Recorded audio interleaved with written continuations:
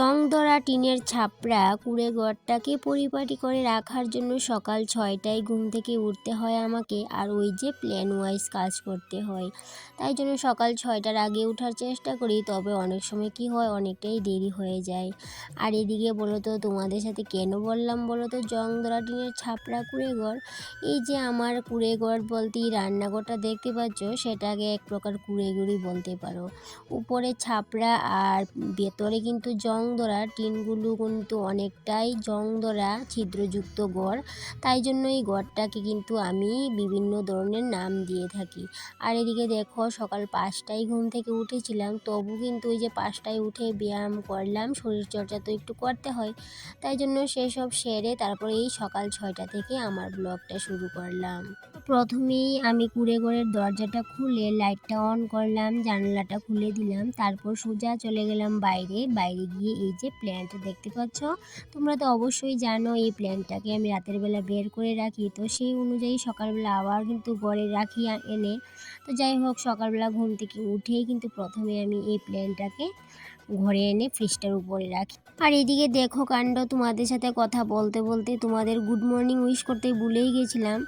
তো তাই জন্য ভাবলাম গুড মর্নিং উইশটা করে নে, একটু দেরি হয়েছে তাতে কি, তবু তো করা যাবে তাই না? হ্যালো বন্ধুরা, গুড মর্নিং সবাইকে, কেমন আছো সবাই বলো? আশা করছি রাধা মাধবের কৃপায় সবাই ভালো আছো। আমিও ভালো আছি, তবে বেশি ভালো নেই, শরীরটা তো অতটাও ভালো থাকে না তাই জন্য। আর সকালবেলা উঠেই দেখতে পেলে যে আমি রান্নাঘরের কাজে লেগে পড়লাম, কারণ কি সকালে যদি রান্নাঘরটা একটু সুন্দরভাবে গুছিয়ে কাজ করা যায়, তাহলে দেখবে সারাদিন আর কিন্তু ওই যে রান্নাঘরে অতটাও পরিশ্রম করতে হয় না, আর অতটাও কাজ থাকে না রান্নাঘরে। তো এটা আমার রোজকারের দিনের রুটিন। সকালবেলা ঘুম থেকে উঠে সমস্ত কিছু মোটামুটি পরিষ্কার করে রেখে দিই, তারপর কিন্তু এই যে রান্নাবান্না শুরু করি, সিরিয়াল মেনটেন করে প্ল্যান ওয়াইজ কাজ করি। তো এটা কি হয়েছে বলো তো, ওই যে রাতের বেলা কিন্তু আমি রান্নাঘরের সমস্ত কাজ করে রাখি, তারপরেও সকালবেলা দেখবি কি অনেকটাই কিন্তু কাজ থাকে বাকি।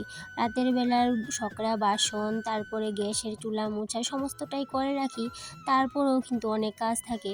আর যদি আমি রাতের বেলায় বাসনপত্র ধুয়ে না রাখতাম, তাহলে কিন্তু আরও বেশি কাজ জমে যেত। তাই জন্য রাতের বেলা অনেকটা কাজ আমি কমিয়ে রাখি, আর তারপরেও সকালবেলা ঘুম থেকে উঠে আর দেরি করি না, সমস্ত কিছুই কিন্তু এই যে হালকা হাতে একটু একটু করে মুছে নিই। আর জানো বন্ধুরা, এতটা ধুলো পড়ে কি বলবো তোমাদের, তাই জন্য কিন্তু আরও বেশি করে মুছতে হয়। তবে ওই যদি বৃষ্টি আসে, বৃষ্টি আসার পর যদি ধুলোটা একটু কমে, তো বৃষ্টি আসার অপেক্ষায় রইলাম। তো এখন আমি ২-৩ বার কিন্তু ঘরে সমস্ত জিনিসপত্র মুছতে হয়। এই ফ্রিজের কথাই ধরো না, ফ্রিজটার উপর যদি এখন ধুলো পড়ে, যদি এখন মুছি, একটু পর দেখি কি ধুলোয় আবার সাদা হয়ে আছে। তো বৃষ্টির আশায় কিন্তু বসে রইলাম, বৃষ্টি আসলে হয়তো বা এতটাও ধুলো পড়বে না, আর এত কিন্তু বারবার আমাকে সমস্ত জিনিসপত্র মুছতে হবে না। আর এদিকে দেখো, তোমাদের সাথে গল্প করতে করতে টেবিলটা সম্পূর্ণটাই মুছে নিয়েছি। আর গ্যাসটা তো আমি রাতের বেলায় মুছে রেখেছি, তাও কিন্তু আরেকবার ওই যে বাসি ছাড়াতে হয় না, তো সেই জন্য কিন্তু সকালবেলা একটু বাসি ছাড়িয়ে নিচ্ছি।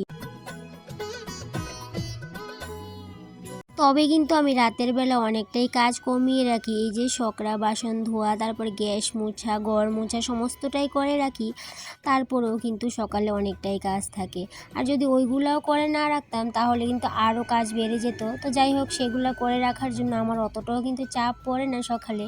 আর এদিকে দেখো, রাতের বেলা ইন্ডাকশনে ভাত করেছিলাম, তো ভাতের ফ্যান পড়েছিল, তো এই ভাতের ফ্যানের দাগগুলো কিন্তু অসম্ভব একটা দাগ, সেগুলো আর রাতের বেলা মোছা হয়নি, ওই যে ভুলে গেছিলাম। তাই জন্য সকালবেলা উঠেই সমস্ত কাজবাজ শেষ করে ইন্ডাকশনটা নিয়ে বসলাম। ভাবলাম আগে ইন্ডাকশনটা মুছে নিয়ে রেখে দিই, তারপর সমস্ত কাজ বাকিগুলা করে নেব।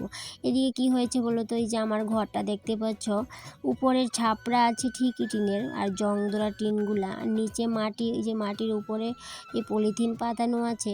তারপরেও কিন্তু আমি আমার রান্নাঘরটাকে অনেকটাই চেষ্টা করি যে সুন্দর করে গুছিয়ে পরিপাটি রাখার। তবে তোমরা বলতেই পারো, কি এমন সুন্দর তোমার রান্নাঘর? হ্যাঁ বন্ধুরা, সেটা কিন্তু ঠিক, আমিও জানি অতটাও সুন্দর না আমার রান্নাঘর, তবে আমার কাছে এটাই অনেক। তাও আবার নতুন রান্নাঘর, তোমরা তো জানো রান্নাঘরটা আমার নতুন করা হয়েছে, ঠিকভাবে গুছিয়ে গাছিয়ে উঠতে অনেকটাই সময় লাগবে। তবে সময় লাগলে লাগুক, তবে ধৈর্য আর সময় দুটোই কিন্তু আমার অনেক আছে। আশা করি এই দুটো জিনিসের টান পড়বে না। তবে শরীরটা সাথ দিলে আর তোমরা যদি সাথ দেও তাহলেই কিন্তু হবে।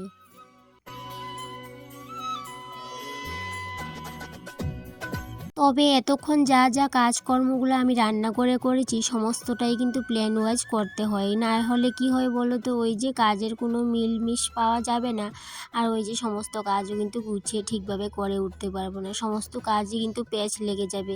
তো সেই জন্য রান্নাঘরের সমস্ত কাজ একটু প্ল্যান মাফিকই আমি করি। আর এদিকে দেখো সমস্ত ঘরদোর পরিষ্কার করে মুছে ঝাড় দিয়ে দুয়ারে জল দিয়ে সমস্তটাই করে চলে আসলাম ব্রাশ করতে। তো ভাবলাম পেছনটায় এসে ব্রাশটা করে নিই, আর এই জায়গাটাতে আসলে না অনেকটাই শান্তি লাগে আমার। এই যে আমার পুরানো রান্নাঘরটা কিন্তু এই জায়গাতেই ছিল, তো সেখানটায় আসতে বড় কিন্তু ইচ্ছে করে, তো যখনই সময় পাই আমি এই জায়গাটাতে এসে একটু সময় দাঁড়িয়ে রেস্ট করি বা কিছু কাজ টাজ করলে এই জায়গাটাতেই আসি। তো যাই হোক, এইদিকে কিন্তু হাজব্যান্ড আর ছেলেও ঘুম থেকে উঠেনি, কারণ তারা ঘুম থেকে ওঠার আগেই আমি সমস্ত কাজ বাজ করে নিয়েছি। আর যখন ঘুম থেকে উঠবে তখন কিন্তু আর এত সব কাজ কিন্তু আমি করতেই পারতাম না, কারণ কি ওই যে ছেলে স্কুলে যাবে, ছেলে টিফিন করা, ছেলেকে রেডি করিয়ে দেওয়া সমস্তটাই করতে হবে, হাজব্যান্ডকেও চা করে দিতে হবে কারণ দোকানে চলে যাবে, সেই জন্য সমস্তটাই কিন্তু ওই যে তারা ঘুম থেকে ওঠার আগেই আমার করে নিতে হয়। তো তোমরা তো চা ঢালা দেখে অবশ্যই বুঝতে পেরেছো হাজব্যান্ডও উঠে গেছে, ছেলেও উঠে গেছে। তো ছেলের জন্য হরলিক্স, হাজব্যান্ডের জন্য চা বিস্কুট নিয়ে নিলাম। লিকার চাই করলাম সকালে, কারণ কি বেশিরভাগ কিন্তু লিকার চাই খাওয়া হয়, আর অনেক সময় যখন ইচ্ছে করে আমি দুধ চা খাই। তো চা দিয়ে দিলাম, হাজব্যান্ডকে খেয়ে চলে গেল, এবার নিজে চাটা নিয়ে নিচে বসে পড়লাম, একটু আরাম করে বসে খাবো সেই জন্য। তবে এত আরাম কি আমাদের মতো গৃহিণীদের সহ্য হবে বলো? আমরা যারা গৃহিণীরা আছি অবশ্যই জানি আমরা কিন্তু এতটাও কিন্তু আরাম করতে পারি না। তো যাই হোক, চাটা খেয়ে তারপরে সোজা চলে গেলাম রাস্তায়, কারণ কি মাছ রাখবো বলে রাস্তায় গেলাম, কারণ সকালবেলা কিন্তু অনেকগুলা মাছগুলো আসে, তো সেখান থেকে একজন কাকুকে ডাক দিলাম, সেখান থেকে কিন্তু নিয়ে আসলাম এই যে ছোটো মাছ, কিছুটা ছোটো মাছ নিয়ে আসলাম। ভাবলাম সকাল করে যদি বেছে মাছগুলো রান্না করে নিই তাহলে কিন্তু এই যে সময়টা বেঁচে যাবে। অনেক সময় কি হয় বলো তো, বিকেলবেলায় মাছ নিয়ে আসে তখন কিন্তু ওই সময়ের আর মিল করতে পারি না, আর একটু অসুবিধা হয়ে যায়। এই মাছগুলোর সাথে না কিছুটা চিংড়ি মাছ আছে, ভাবছি সেগুলোকে আলাদা করে নেব। ঘরে অর্ধেকটা পরিমাণ লাউ আছে, সেটা দিয়ে চিংড়ি মাছগুলো রান্না করে নিতে পারবো। আমাদের গৃহিণীদের কিন্তু এভাবেই বুদ্ধি করে রান্নার আয়োজন করতে লাগে, কি দিয়ে কি রান্না করব, কতটা পরিমাণ রান্না করব, কোন সবজিটা আগে রান্না করতে হবে, কোন সবজিটা পরে রান্না করতে হবে, কোন সবজিটা আগে রান্না করলে নষ্ট হবে না, তো সমস্ত কিছুটাই কিন্তু আমাদেরই বুদ্ধি করে চলতে হয়। হাজব্যান্ডদের কি বলো তো, তারা তো শুধু বাজার করে দিয়ে চলে যাবে, এবার বাদ বাকিটা তোমরা দেখো। তো যাই হোক, রান্না হোক কী করা হবে সেটা ভেবে নিয়েছি। আমাদের গৃহিণীদের কিন্তু ঘুম থেকে উঠলেই একটা বড় চিন্তা যে কি রান্না করব। তো এটা ব্যবস্থা করতে হয়, বুদ্ধি করতে হয়, সমস্তটাই করে এদিকে চলে আসলাম, বিছানার বেডশিটটা চেঞ্জ করে নিলাম, আর বেডশিটটা ধুয়ে দেবো সেই জন্য চেঞ্জ করে এই বেডশিটটা পাতিয়ে দিলাম। তো এই বেডশিটটা কিন্তু বেশি দিন রাখা যাবে না, 2-1 দিন থাকবে, তারপর কিন্তু উঠিয়ে নেব, কারণ কি এটা তো হলুদ কালার, আর যেহেতু ছেলে অনেকটাই বিছানার মধ্যে উঠে দৌড়ঝাঁপ করে তো অনেকটাই নোংরা করে দেবে, যেহেতু এটা হলুদ কালার, সেই জন্য কিন্তু এই যে কালকে পরশুর মধ্যে আমি এটা উঠিয়ে নেব। আর এইদিকে দেখো বেডশিটটাও ধোয়া হয়ে গেছে, উঠানটাও কিন্তু ঝাড় দেওয়া হয়ে গেছে। অনেক দিন উঠান ঝাড় দিতে অনেকটাই দেরি হয়ে যায়, আজকে কিন্তু খুব সকালেই দিয়ে দিলাম। আর এই কাজগুলো না আমি আগেই কিন্তু ভেবে রাখি, কাজ করতে করতে ভেবে রাখি কোন কাজটার পরে কোন কাজটা করব, না হলে তো কি হবে বলো তো, কোনো কাজই করতে পারবো না, সব এলোমেলো হয়ে যাবে। আর এদিকে দেখো চা খেয়ে চায়ের বাসনটি কিন্তু আগে ধোয়া হয়নি, এখন ধুয়ে নেব। আর চায়ের বাসনটি ধুয়ে নিয়ে এসেছি, আর এখন দেখো এই যে বাসনগুলো ভাবলাম যে টেবিলেই রেখে দেব। অন্য সময় কি হয় বলো তো, এই যে ঘরের অন্য বাসনপত্র কিন্তু আমি বারান্দাতে মেলে দিই, আর যেহেতু চায়ের বাসন অল্প কয়েকটা সেহেতু ঘরেই রেখে দেবো টেবিলের উপর। তো যেহেতু বাসনগুলোর মধ্যে জল আছে তো তাই জন্য এই যে কাপড়টা বিছিয়ে নিলাম। আর যদি আমি কাপড়টা না বিছিয়ে বাসনগুলো ডাইরেক্ট টেবিলে রেখে দিতাম তাহলে ওই যে টেবিলের মধ্যে জল জমে টেবিলে কিন্তু দাগ পড়ে যাবে। সেই জন্য এইভাবে করে কাপড়টা বিছিয়ে বাসনগুলোকে মেলে দিলাম, একটু পর উঠিয়ে জায়গা মতো নিয়ে রেখে দেবো। আর যখনই আমি অন্য বাসন ধোয়াধুয়ি করি তখন কিন্তু এই যে বারান্দার মধ্যে মেলে দিই, কারণ বেশি বাসন থাকে আর বড় বড় বাসন থাকে সেই জন্য ওখানেই মেলে দিই। আর যেহেতু এখানে অল্প কয়টা বাসন তো তাই জন্য আর বাইরে নিলাম না, আর থালটাও কিন্তু বাইরে নিলাম না, ভাবলাম এখানেই রেখে দিই জলটা ফেলে। আর জল সহকারে যদি বাসন রাখি না অনেকটাই দাগ পড়ে যায়, রেকের মধ্যে রাখলে রেকের মধ্যেও দাগ পড়ে যায়, যেখানেই রাখবে দেখবে জলের একটা দাগ কিন্তু পড়েই থাকে। সেই জন্য জলটা জড়িয়ে বাসনগুলো রাখলেই কিন্তু অনেকটা ভালো। আর এদিকে দেখো এখন নিয়ে বসলাম এই মাছগুলা কেটে, তারপরে কিন্তু এই যে জল আসবে, এখনও সাপ্লাই আসেনি, কখন জানি না আসবে। বলতে বলতে দেখি উপরে সিনটেক্স ভরে পড়ছিল, তো তখন ভাবলাম যে সাপ্লাই মনে হয় এসে গেছে, তো তাই জন্য মাছগুলা বেছে আর দেরি করলাম না, সোজা চলে গেলাম জল আনতে।